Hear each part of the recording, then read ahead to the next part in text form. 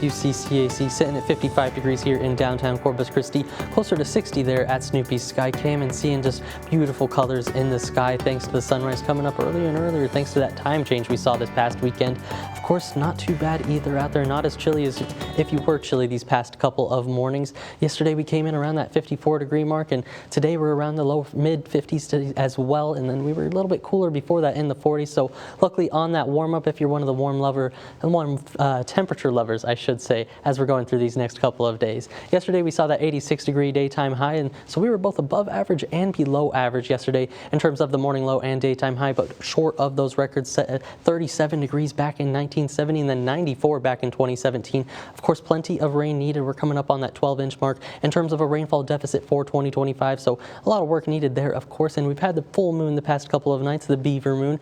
Here's a look from over at Rockport at the Fulton Pier, thanks to Sissy Beasley, and just a wonderful photo at that as it came up over the cloud cover. So hopefully we start to see some good views as we go into tonight as well, although it's going to start being less and less full as we go through the next few days. Those temperatures in your neighborhood rounding out in the 50s for a lot of us, still 56 here in Corpus Christi, 58 there in Mathis, 55 in San Diego, as well as Hebbronville and Cotulla this morning. The warm spot like normal going to be Port Aransas, coming in at that 69 degree mark, so 14 degrees of spread from east to west across the coastal bend this morning, and those dew points also pretty close to those temperatures in the mid to upper 50s and then even the mid 60s there along the coast. And when we get these dew points so close to the temperatures, that's the right recipe for some fog to start developing, and that's exactly what we're seeing.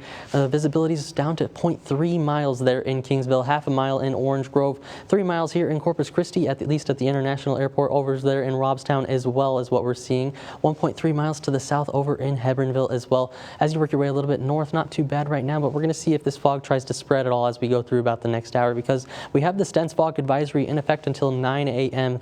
From the National Weather Service, and that could mean a quarter mile or less of visibility. So if you can, try to give yourself a little bit extra time as you're heading out the door this morning. Might not just be the best visibilities as you're hitting the roadway. And looking at that dog walking forecast, you can see today we've got winter here ready to go on their walk, and a range of temperatures to enjoy this morning as well, from 72 at 9 a.m. to 77 by 10 a.m. Noon coming in around 82 degrees with those winds out of the south and southeast, about 5 to 10 miles an hour, so not too bad. And then as we go into the afternoon, a little toastier, about those upper 80s, 86 to 7 degrees is what we should expect for that daytime high in terms of the air temperature and those feels like temperatures. But over the next 10 days, a little bit of a roller coaster. We see that cold front arrive by Sunday morning, dropping us to below average from Sunday to Tuesday, then right back above average from Wednesday to Sunday of next week in terms of those temperatures, and unfortunately not translating to rainfall with that cold front. Seeing those clear skies on the board right now, and that's exactly what we see in terms of the future tracker and really throughout the entire 7-day forecast. Unfortunately, not looking like a lot of rain on the board right now, so